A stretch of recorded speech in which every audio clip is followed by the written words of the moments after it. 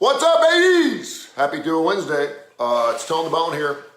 A couple things I want to get into today. Something that Alabama fans are going to be freaking out about as well, coming up here in just a few seconds. But want to wish a happy belated birthday to my good friend Tommy Williams. Tommy, I never knew, man. I'm sorry. Tommy Williams, a great friend of mine, great sponsor of Tony Kurre Radio, just all-around wonderful guy. We have a huge Halloween party with David Merlin coming up October 29th at his place, along with Courtney and his wonderful daughter, Grace. We're going to have a big old Halloween party down there with David Merlin coming up on October 29th. Go to WorkPlay and WorkPlay.com and check it out. But happy belated birthday. I just saw something on Facebook. It showed up, and it was 3 days ago. I'm like, what the hell? Sam Russia, good morning to you, man. So check that out. Also, of course, it being Wednesday, we have Live Wire Wednesday later on tonight. It is all AC/DC music at 8 o'clock Central Time. It's our most listened to show internationally speaking, thanks to Southern Precision Staffing, 205-682-2828 for all your staffing needs, construction. Otherwise, our proud sponsor of Live Wire Wednesday. It's a show I actually host live right here on Tony Kurre Radio. Tonight, we're doing AC/DC love songs. Yeah. So check that out. Also tomorrow morning, Dr. Josh Claypool will be over at the house. We're going to be out by the fire pit. We talk for an hour or two about all kinds of wonderful topics, some things that push some buttons. Curry and Claypool show tomorrow right here on Tony Kurre Radio and on Facebook Live. And on top of that, of course, we'll be on Fox 6 a little bit later on tomorrow morning, right around 9:35. So a couple things happened yesterday or late last night that I wanted to bring up. First of all, McDonald's has just announced they're coming out with their adult Happy Meal. I love this. You get to pick the 10 chicken McNuggets or a Big Mac, fries, a drink, and then you get to pick one of 4 toys. Why not? If kids can have Happy Meals, why can't parents have Happy Meals? I love the idea. It's a great thing. And also, in case you missed it, I'm a big baseball guy, Big Red Machine from the 70s, Cincinnati Reds fan. I'm somewhat of a baseball purist, but I understand we must adapt and change as athletes get faster, bigger, stronger, records are being broken and everything else. But Aaron Judge last night hit number 62. He is now the American League home run single season leader with 62 bombs. I know the Roger Maris family has been like at every game for like the last 3 weeks because it took Aaron quite some time to get from 61 to 62. Congratulations to you. And I'm not belittling or saying it's not a fantastic record, but not once, not twice, not 3 times, not 4 times, not 5 times, but 6 different times someone in Major League Baseball has hit more than 62 home runs. Sosa hit 63, 64. McGuire hit 65 and 70. Sosa also had 66. And of course, Barry Bonds hit 73 for the all-time record. And again, I think it's a great record. I think it's fantastic. But it's kind of like trying to remember who lost the World Series last year. I don't know. I only remember the World Series winner. And so until he's the all-time home run hitter, and I realize he's probably did it well. He looks like he eat on steroids. His forehead's not the size of a billboard. He's super skinny. 62 is 62. It's great. By the way, the guy who caught the home run ball last night is becoming somewhat of a celebrity himself. He's a Texas guy. He works for Fisher Investments. He caught the baseball and right away was offered $2 million for that baseball. If you're a baseball fan and you catch a piece of history, what do you do with that baseball? Now, in the perfect world, you got enough money and you don't really care about the money, and I would think that you would want to give it back to Aaron Judge and say, here, listen, as a gift. And normally when you do those kind of things, we've seen people give back footballs, baseballs, hockey pucks, or whatever. Usually the person who wants it back, the record holder, will give you like a little care package, maybe a signed bat, maybe a jersey, maybe some season tickets, something like that, but certainly nothing that's close to $2 million. Now, but you and me, and $2 million would change my life, would get rid of all my, insecurities as far as the finances and stuff go. I don't think this is a bad idea. I don't think this is too much to ask for someone to pony up, maybe not the $2 million, but maybe half that, and say, listen, I'm happy to give the baseball back, but this is life-changing money for me and my family, and I'd really appreciate some type of financial. I mean, Aaron Judge, I don't know if he wants to spend $500,000, $600,000, $700,000 in this baseball. Maybe he doesn't even care. But I would think someone would be willing to pony up enough money to change your life. I mean, if you're a guy making $60,000, $70,000 a year, and all of a sudden you got a $2 million prize in your hand, I would think that may be a situation where someone can help you out a little bit. I mean, season tickets are good, signed bat's nice, you're a super nice guy, but no one's going to remember you. You might as well remember you, right? So I think there's a situation where, and I don't think there's anything wrong with that. I mean, if I had something in my hand right now that's worth $2 million and someone desperately wanted it, I'd like Aaron to have that, particularly if he's really wanting that baseball back, but you're going to have to pay for it. Give me some cheese, man. I just had to body out like 30 drunk baseball fans to get that baseball in my hands. It's something to think about. Also, something else we're probably get into, we may talk about this on Fox 6 tomorrow. I don't know if you saw this story. Alabama fans are in a huff. A group of students and faculty at the University of Alabama is calling for removing the word Dixie from the Crimson Tide fight song, Yay Alabama. If you're an Alabama fan, you've heard that song probably about 1 million times yourself. The campus coalition called Delete Dixie Initiative recently launched a new website and started a petition to replace Dixie with more tactful and inclusive language such as Bama.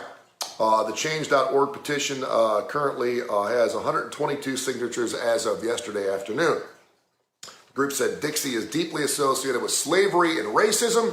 It is because of these tie-ins of the Confederacy racial subjugation to a time where we need to have adaptation and change in our social norms, our social culture, and certainly in the words we use every time Alabama scores a touchdown.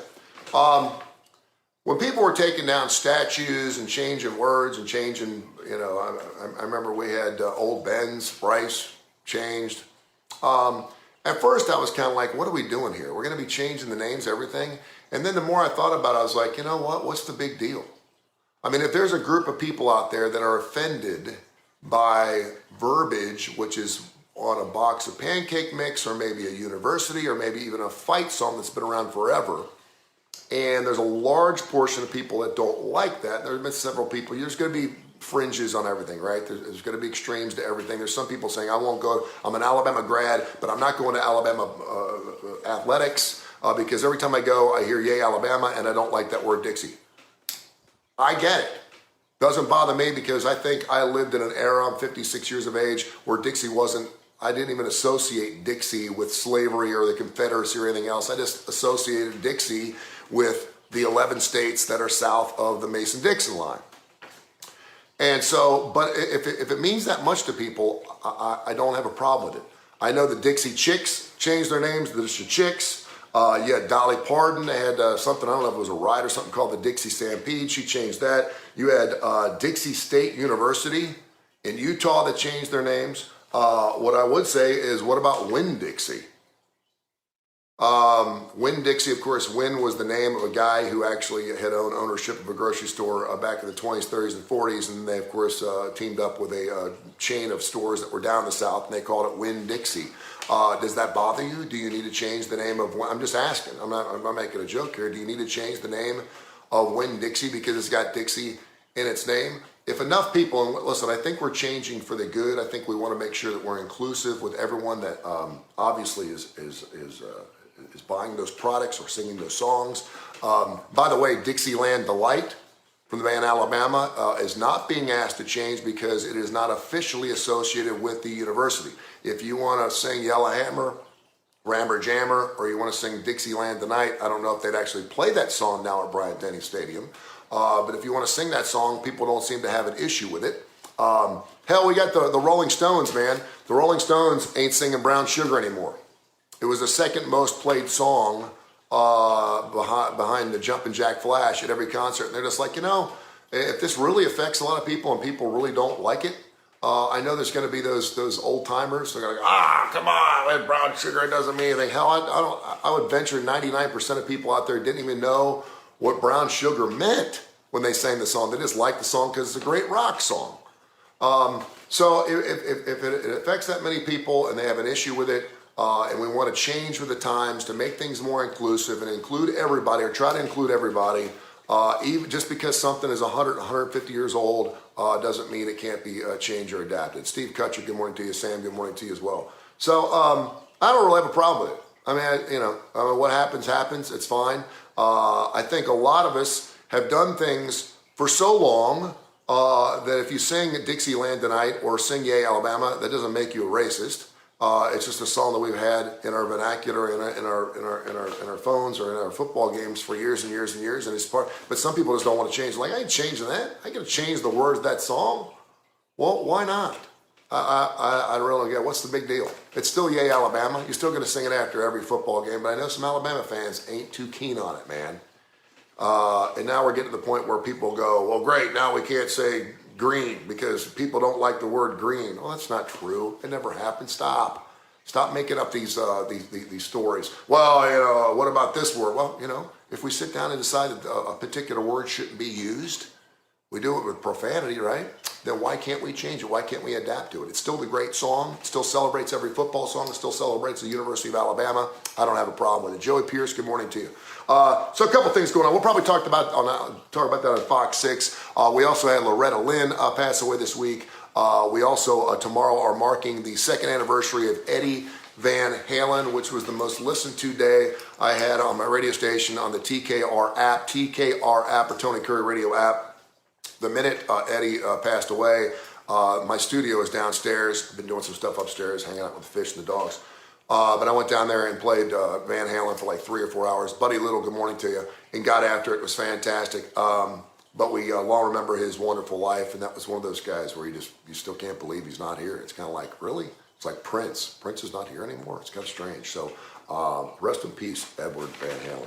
Make sure you download that Tony Curre Radio app. Go to our podcast, Tony Curre Radio Podcast. Tony Curre Radio Podcast, Curry with a K. You can find Tony Curre Radio Podcast. Just Google it, and you can get, what's Buddy saying? Good morning. Good morning to you. Trina Nadler, good morning too. Go to your Android or Apple, search Tony Curre Radio or TKR or Tony Curre Radio Podcast, and we have thousands of podcasts. Everything from students of the game, 3 guys talking college football, 3 students, 3 college kids. We have a great show called Dark Side of the Pooch. We have the Live Wire Wednesday show later on tonight, brought to you by Southern Precision Staffing. We have the Austin Hanks show, Great Blue show. We have the Damon Johnson show, of course, with Leonard Skinner and also Brother Kane. We've got Win in Rome with Stuart Rome, the Woodhouse Day Spa, birmingham.woodhousespas.com. Fantastic show. We have Mission Minded that Michael Coleman does from Montgomery Food Bank. We have Seth Smith, who's starting a new show coming up in a few weeks about the housing market, which is going to be, we're going to save you some buttload of money, man. It's going to be great.